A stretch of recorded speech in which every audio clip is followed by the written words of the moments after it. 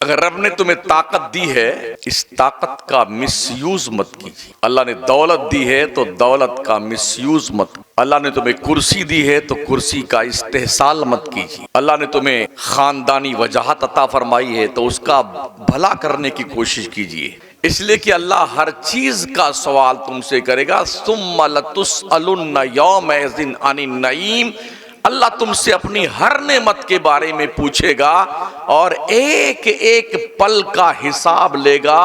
और किसी माई के लाल के अंदर इतनी हिम्मत नहीं जो अल्लाह को हिसाब दे के पार निकल जाए। शादियां जब देखने की बारी आती है तो जानते हो क्या होता है? औरतें 10-12 एक घर में जाएंगी लड़की देखने के लिए, वहां भी 10,000 रुपया खर्चा करवा के आ गई, फिर जाएंगे किसी और जगह, उसका 10,000 खर्चा करवा दिया, फिर तीसरी जगह जाएंगे। एक टीम बनी हुई इस तरह से शादी दुल्हन देखने का एक जो है खप्त सवार है। और दूल्हे राजा क्या कहते हैं? अम्मी ऐसी दुल्हन लाना, ऐसी दुल्हन जो बिल्कुल ट्यूबलाइट के लिए जलती हुई, एकदम चकाचक। एक साहब ने जब अपनी फरमाइश रखी तो हमने उनसे पूछा, जनाब आप तो बिल्कुल गिलाफे काबा की तरह काला है और आपको ट्यूबलाइट जैसी औरत चाहिए है? खुद नहीं देखता काला कौवा है और दुल्हन चाहिए ट्यूबलाइट की तरह। सब अगर यही ढूंढने लग जाए ट्यूबलाइट, तो बेचारी जो थोड़ी सांवली लड़कियां हैं या थोड़ी सी कम खूबसूरत हैं वो कहां जाएंगी? आसमान में। एक आंख छोटी एक बड़ी है, उसको भी ट्यूबलाइट चाहिए। एक टांग छोटी है, उचक उचक के चलता, उसको भी। अरे भाई साहब, अपने वजूदे मसूद का जायजा ले लीजिए। हम अहनाफ के नजदीक मसले कफात की बड़ी अहमियत है। कुफू, किसी पढ़े लिखे लड़के की शादी किसी घास छीलने वाली बच्ची से मत कर देना, और किसी ग्रेजुएट क्वालिफाइड बच्ची की शादी भैंस चराने वाले चरवाहे से मत कर देना। तवाज़ुन देखना। अगर ऐसा करेंगे तो याद रखें जिंदगी इतनी खराब हो जाएगी कि जिस शादी को खाना आबादी के लिए किया था वो शादी खाना बर्बादी हो जाएगी। मसले कफात। इस तनाजुर में हमारे इमाम आज़म अबू हनीफा रहमतुल्लाह अलैह के उस्ताज़े गिरामी कदर इमाम आमश रज़ियल्लाहु ताला मुहद्दिस हैं। कभी मुकद्दर ऐसा होता है कि आदमी बिल्कुल काला होता है और अल्लाह ने जोड़ी लिख दी, एकदम खूबसूरत औरत मिल गई, ये इत्तेफाक होता है। ऐसा ही हादसा पेश आया इमाम आमश के साथ में। हाँ, बेगम इतनी खूबसूरत और हजरत जो है बिल्कुल जैसे ये काला काला है। पहली रात से झगड़ा शुरू हुआ ना, पहली रात 3 बच्चा हो गया, तब तक जंग जारी थी।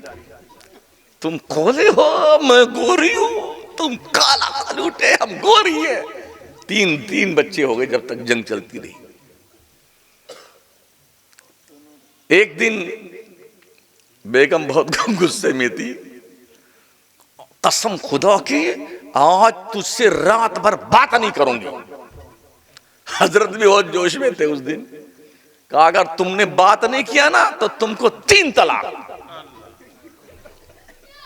अच्छा, हमारे यहां भी हमारे नौजवान क्या समझते हैं कि 3 तलाक से कम तलाकें नहीं होती है। एक साथ उठाया गन मशीन, 3 गोलियां दाग दी, तलाक तलाक तलाक। 1 तलाक भी होती है भाई साहब, ठीक है ना। और ये पहली बात सुन लें, शादियां तलाक देने के लिए नहीं होती। हुन्ना लिबासुल लकुम व अंतुम लिबासुल लहुन। मर्दों को औरतों का लिबास कहा गया, औरतों को मर्दों का लिबास करार दिया गया है। जिस तरह के हक मर्दों के औरतों पे हैं, वैसे ही हक औरतों के मर्दों पर है। ये मत समझना कि फला की लड़की हमारे घर आई तो इसको हम खादिमा बना के रखेंगे, चपरासन बना के रखेंगे, हरदम चूल्हे में झोंक के रखेंगे। ये सब खुराफातें बंद कर दो। कुछ बूढ़ियां होती हैं कि हमारी सास ने हम पे जुल्म किया था तो हम अपने बहू पे जुल्म करेंगे, बदला चुकाएंगे। काश ये कॉन्सेप्ट खत्म करके ये यकीन रखें कि जिस तरह से हमारी बेटी किसी के घर गई है, वैसे किसी की बेटी हमारे घर आई है। आने वाली बहू को बहू नहीं बेटी समझकर एक्सेप्ट कर लो, और आने वाली बहू अपनी सास को मां समझ के तस्लीम कर ले, झगड़ा खत्म है।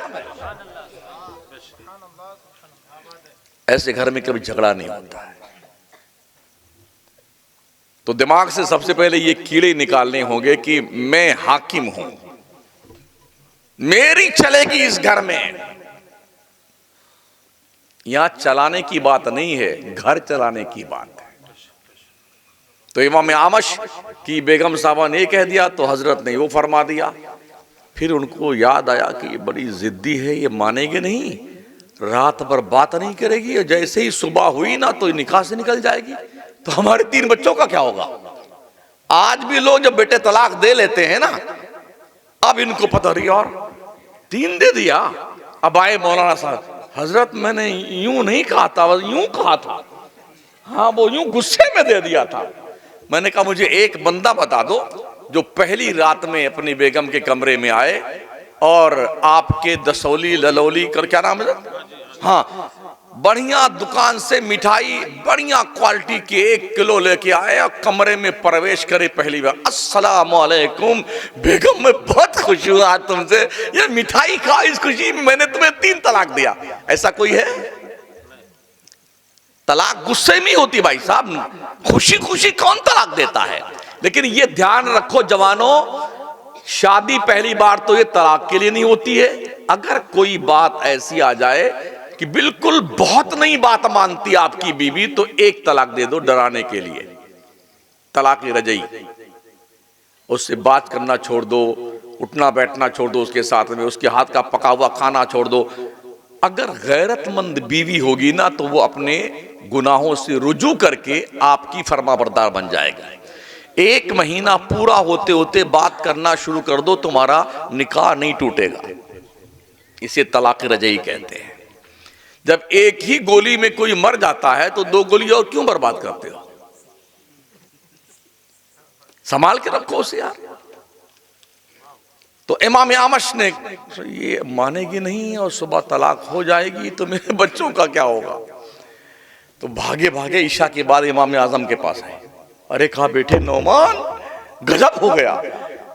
हजरत ने कहा, हजरत उस्ताद गिरामी कदर, इतनी रात देर गए, आप कैसे तशरीफ लाए? मुझे बुला लेते, मैं आ जाता। कहा नहीं बेटे, मसला ही कुछ ऐसा था, तुझे पता ना तेरी उस्तानी अम्मी कितनी जो है वो जिद्दी है। कहा वो तो बहुत दिन से जानता हूं। जरा कहा हुआ क्या? कहा बेटे उसने आज ऐसा कह दिया और मैंने भी ऐसा कह दिया। तो कहा कोई बात, अरे बेटा निकाल ना, कोई रास्ता निकाल, वरना सुबह निकल जाएगी निकाह से मेरे, तो मेरे बच्चों का क्या होगा? अच्छा देखता हूं। अरे देखता नहीं, अभी निकाल कोई हिसाब किताब। इमाम आजम ने मस्जिद के मुअज्जिन को बुलाया। कहा देखो मुअज्जिन साहब, आज की फजर की अजान वक्त होने से 1 घंटा पहले देनी है। कहा दे देंगे हजरत, जाइए आप आराम फरमाएं। तो जब हजरत जाने लगे, हर फिर मुड़ के घूमे। कहा नौमान मुअज्जिन को कह देना सो न जाए सो न जाए। कहा हजरत जाइए ना आप। वो गए तो उनकी बीवी इस तरफ कमरे में थी और हजरत इस कमरे में बैठे। बीवी पूरी रात दुआ मांगती रही, या अल्लाह सुबह जल्दी, या अल्लाह सुबह जल्दी हो इसके निकाह से निकलूं, या अल्लाह सुबह जल्दी हो इसके निकाह से निकलूं। और हजरत रात भर दुआ मांगते, या अल्लाह मुअज्जिन सो ना जाए, या अल्लाह मुअज्जिन सो ना जाए, या अल्लाह मुअज्जिन सो ना जाए। आखिरकार जब मुअज्जिन ने अजान लगाई ना, अल्लाहु अकबर अल्लाहु अकबर, बेगम झट से गैलरी में आई। अल्हम्दुलिल्लाह आज तेरे निकाह से मैं निकल गई। हजरत भी निकल के गैलरी में आए। अल्हम्दुलिल्लाह 1 घंटा पहले अजान लगवा दी। कहां जाएगी? कहां जाएगी? हमने इमाम आजम को इमाम आजम यूं ही नहीं माना है, चुटकी में मसला सुलझा दिया है। हाँ आज ये अहले हदीस बिरादरी क्या कहती है, इनके इमाम आजम को 17 हदीसें, बेटे 170 तो मुझे याद है? इमाम आजम अबू हनीफा की जो मुस्नद इमाम आजम है, 500 हदीस मुस्नद इमाम आजम में है। 4000 मुहद्दिस से इमाम आजम ने इल्म हदीस सीखा और 4000 मुहद्दिस शागिर्द छोड़े, तो क्या ये 8000 के बीच में 17 हदीसों का आदान प्रदान करते थे? क्या बाउंसर फेंका जा रहा है? तो इस तरह से मसले हल कहते हैं। कभी कभी काला और गोरा होना बड़ा घातक साबित होता है, बिल्कुल चिरकीन की तरह। वो भी बहुत काला कलूटा था और उसकी बीवी मुकद्दर देखिए बहुत खूबसूरत थी। तो शायर लोग भी बड़े अजीब व गरीब होते हैं, एक मिसरा तो बन जाता है, दूसरा जल्दी नहीं बनता। क्यों भाई संदल साहब? हाँ, कभी कभी ये भी हमने सुना कि गालिब भी जो है जब संडास में जाता था तो वहीं शेर सूझती थी, उसे सूझता था, और जब एक शेर बन जाए तो नाड़े में एक गांठ बांध ले कि एक शेर बन गया, इस तरह निकलता था। तो चिरकीन भी एक दिन एक मिसरा लिखा उसने, तो दूसरा नहीं बन रहा था, दिन भर परेशान। शाम को घर आया तो बेगम ने पानी वानी पेश फरमाया, खाने प्यास नहीं लगी। अरे खा लीजिए कुछ। कहा नहीं भूख नहीं लगी। अरे का सुबह भी नहीं खाया था आपने, क्या हुआ, खैरियत तो है क्या? अरे क्या बताऊं बेगम, एक मिसरा बना है उसका दूसरा नहीं बनना है। कहा अच्छा क्या बनाया है? कहा बनाया है जाग की चोंच में अंगूर खुदा की कुदरत, कौवे के चोंच में अंगूर खुदा की कुदरत, दूसरा का नहीं बन रहा है। तो बेगम खूबसूरत बहुत थी और हजरत बिल्कुल काले काले थे। चिरकीन साहब कहा था पनिया तो पी लीजिए, खानी जब तक बनेगा नहीं ना पानी पीऊंगा ना खाना खाऊंगा। तो वो बैठ गई पालती मार के बीबी उसकी। कहा जरा अपना ये सरे अकदस हमारे इस रान पे रखिए आप। उनने रखा, यूं देखे, हाँ बेगम बताओ। कहा सुनाइए फिर से आपने क्या बनाया? कहा जाग की चोंच में अंगूर खुदा की कुदरत। बेगम ने कहा बन गया। कहा क्या बनाया बेगम? कहा हूर की गोद में लंगूर खुदा की कुदरत, यूं बन गया।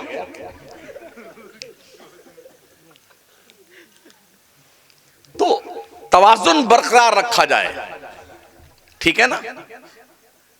तो जो औरतें रिश्ता तलाश करने के लिए लोगों के घर जाती हैं और 10-10 हजार का चूरमा बना के आती हैं, उन औरतों को ये मैसेज और पैगाम सुना देना, पहले ही से बाहर से सारा हिसाब किताब देख दाख लो, फिर किसी की बच्ची के घर पे रिश्ता देखने जाओ।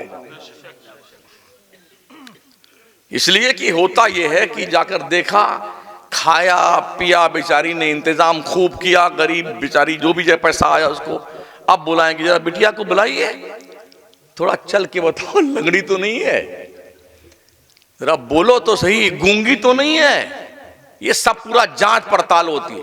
अच्छा बहन चलते हैं, हम फोन पे बता देंगे। घर गई फिर, हाँ वो तो ठीक है लेकिन थोड़ा दोनों का जोड़ा जम नहीं रहा है, कहीं और देख लीजिए।